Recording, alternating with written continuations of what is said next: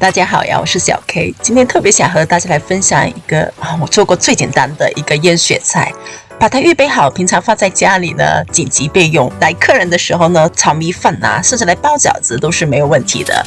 这次选用的呢是这个萝卜叶片，在 H Mart 购买的。水烧开以后呢，我们先往里面加点盐。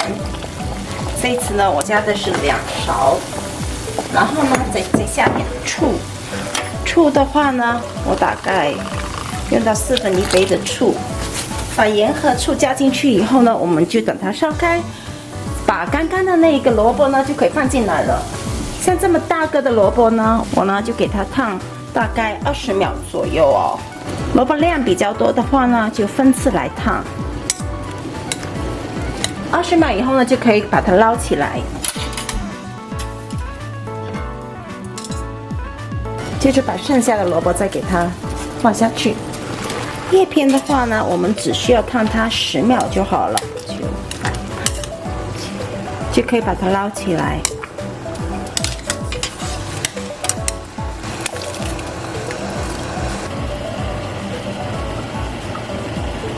最后一期煮完呢，我们盖上一个盖子啊，让它密封在这边，等它晾凉。萝卜叶呢，全部都下去以后呢，最后一次要把水完全的烧开，然后把它晾凉。我们等一下再来进行下一步。等它凉透以后，我们就把那个水也倒进来啊。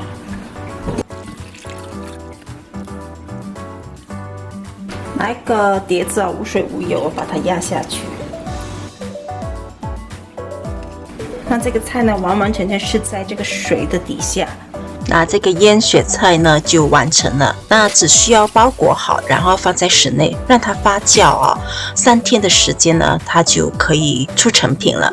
你看啊，这个水呢，它是非常干净。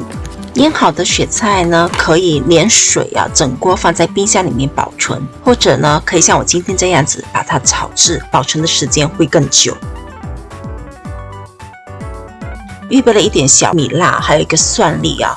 然后呢，就把这一个雪菜呢，先切断，然后呢，再把它切成碎状哈。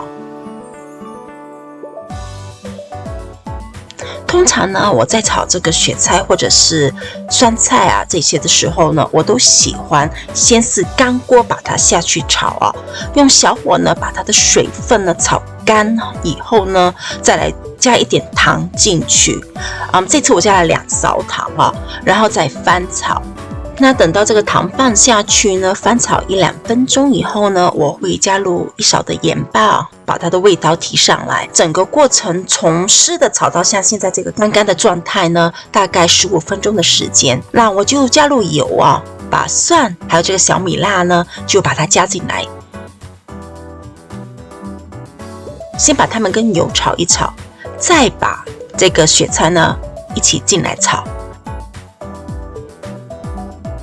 然后呢，再加入一点的生抽，这里没有拍摄到的是我有加到蚝油在当中啊，加入蚝油了，让它的鲜味更突出哈。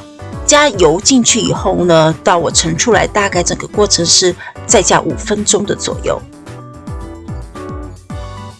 当天呢，就把它用来炒这个米粉了。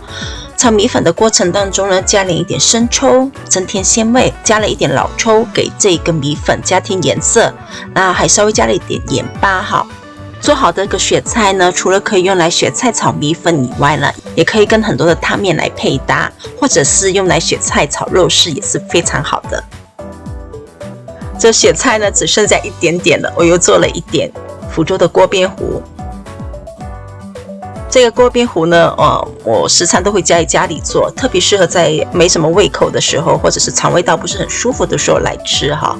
我特别喜欢它是糊糊的，不是清水的那种状态。当这个萝卜叶的雪菜吃完以后呢，我又用小芥菜哈腌了一次，这次呢是用来包饺子。这个用雪菜包饺子呢，也是味道呢非常的鲜哈。